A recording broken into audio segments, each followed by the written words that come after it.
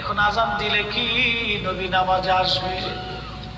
আবু বকর বলতেছে, বেলাল রে, তুমি কি নবীরে ভালোবাসো? আমরা কি ভালোবাসি না? বেলাল বলে, আবু বকর তুমি ভালোবাসো, আমি ভালোবাসি। শোনো গো আবু বকর, তোমরা নবীজি রওজা শরীফ। বলে, আবু বকর আমি আজান দিলে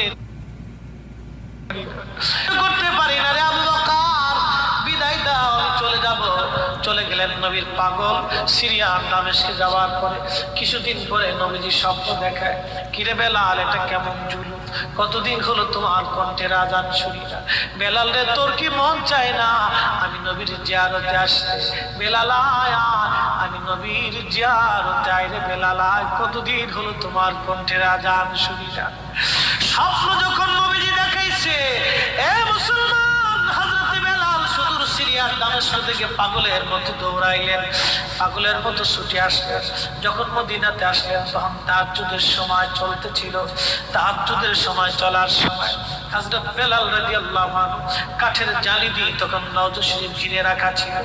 ওই জালির পাশে বসে বসে জালির সঙ্গে মাথা ঠেকাইয়া নবীর পাগল বসে বসে গুনগুন গুনগুন করে কাঁদে আর বলে, হুজুর আপনি আসতে বলেছিলেন গোলাপ